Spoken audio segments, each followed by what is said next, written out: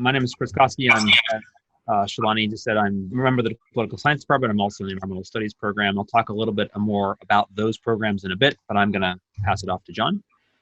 Yep, and I'm John Rourke. I'm professor in the economics department.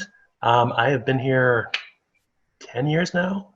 We're a department that is also, I think we're 7 now in political science, and the environmental studies program has 5 faculty affiliated with it.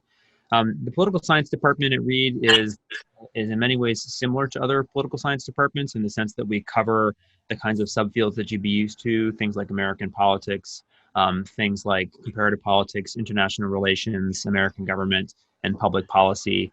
We have faculty members that specialize in each one of those.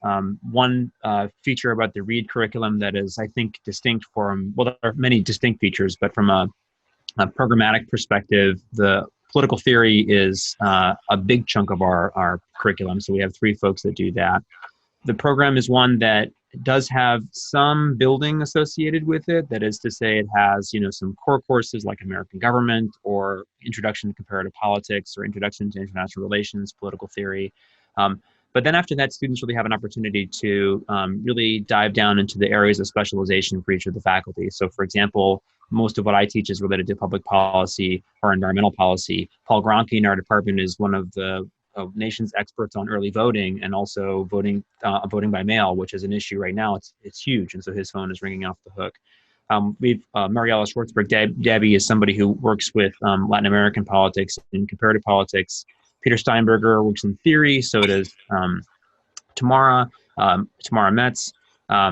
And Darius Rajali works on a number of things like, torture. He's not a torturist, by the way. He just happens to research torture. It's an odd department in some ways. We have people that work on marriage as well as people that work on torture, at least in the political theory realm. And finally, Alex Montgomery works on international relations and in particular works on things like, nuclear proliferation and the like. In the fall, related to coursework that's overlapping, Kim Klausing, who wrote the book Open, which I was going to get, but I don't want to leave you, and I are teaching a class on 2020, the politics and economics of 2020.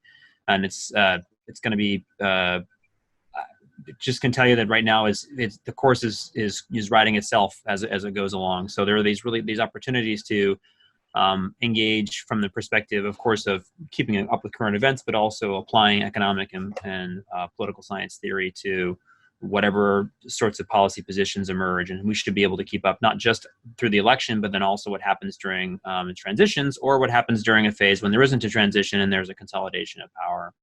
I teach all the theory courses, which sounds boring, but one of them is game theory, which has actually become one of the more popular majors or classes on campus, and I'll talk about that in a little bit. But in my day-to-day sort of research thing, I'm a tax economist, and so I look at things about state and local taxation and try to figure out how, why do states do certain tax policies the way they do. And I'm particularly interested in how people move in response to those. Where do they choose to live? Where do they choose to migrate? Those sort of questions. So our intro is at a 200 level. So our intro econ is econ 201. It is a combination intermediate micro at other places combined with about 3 weeks of intro macro. And then what that does is our entire major after that is what we call flat. It is all in the 300 level. So what that does is you take intro with us, and then all of a sudden the rest of econ is open to you. So rather than having to wait a year and a half before you can get into the interesting stuff, you take one course and then you're in, and you get to do all the fun stuff, which is a lot more kind of, I think, exciting. We do a board gaming once a month. For students who like to play board games. It's another way of building community, so we do that. We have a great rivalry with poli-sci in softball that happens every year. Poli-sci is usually better because their faculty are better than our faculty. So we lose, but poli-sci wins, but that's not a big deal. And even right now, where you think we're in this weird world where we're Zooming and everything, we have virtual happy hour every week with the econ majors, so that we're getting together, and I am actually hosting trivia night tonight. From 4 to 5:30. So we're going to have a trivia competition every week for the rest of the semester, trying to see if they can actually answer my questions. I'll transition then to environmental studies, which is a program read. It's highly interdisciplinary, which is to say that each of the faculty members in that program have appointments in environmental studies, but also have appointments in a home department. So for example, I'm a political scientist, but I'm also in environmental studies. Julie Fry in chemistry is an atmospheric chemist, and she's in the chemistry department as well as environmental studies.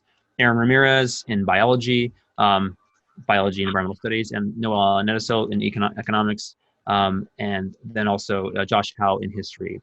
Each of us have our own areas of expertise, but one thing we do sort of coordinate on in particular is the area of climate change. And so I study state and local climate activities. Julie Fry studies the atmospheric chemistry affiliated with greenhouse gases and other kinds of particulate emission.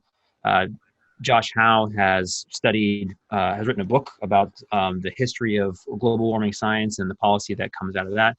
And Aaron Ramirez works specifically on areas related to, well, he works on trees, a lot of trees. We call him Tree Beard because, well, he's got a beard and he works in trees, but he works on these things called climate refugia. And that's areas where, areas within habitats that actually might be more resilient to climate changes, and trying to figure out how we can identify those for the purposes of protection. That program is one where the students engage in a flavor of environmental studies. So you're an environmental studies major, but you specialize in one of the 5 areas: econ, history, political science, biology, or chemistry. You take 4 to 5 units, depending on how you structure your major, of natural sciences. If you're an HSF, if you're a non-science major, and if you're a science major, you take many units in the social sciences. We have 2 classes that are specifically interdisciplinary: and introductory research methods course, which I teach with Julie Fry. And then we have a junior seminar course, which is project-based, again, where you have a natural scientist as well as social scientist teaching together. And the idea really is to go beyond simply a multidisciplinary approach where you're taking a bunch of classes from different departments, but actually interacting with faculty that have integrated research agendas and then engaging in research with those faculty. So for environmental studies, then, I mean, you would major in one. Now, the majors, the environmental studies flavors, concentrations are not. The curriculum is essentially the same curriculum that you would take in your home department, usually minus 1 or 2 courses. And then on top of that, there is this rigor of, either in the case of the political science, economics, and history, it'd be the rigor of more natural sciences. And so our students, when they leave, they do a lot of things. I mean, this is the classic response from most read responses. Our students tend to do very creative and interesting things that are related to their majors. We have students have gone on to of course, a lot of our students go to graduate school. Some go on to law school. There was a student of mine a few years ago, Marissa Hazel, who wrote a thesis about Superfund cleanup on reservations, and she talked to 4 different tribes and asked them about their relationship with the EPA, because Superfund is implemented by states or directly by the federal government in consultation with tribes. Those are distinct legal entities for the purposes of environmental policy. She graduated, she wrote the thesis, graduated, went to law school and studied Indian and environmental law, and now she works for the Bureau of Indian Affairs as an environmental lawyer. Right? That's a classic sort of transition from the research she was doing in environmental studies, political science specifically, and on her thesis. The environmental studies program has something called the Environmental Studies Summer Experience, or the ESSE.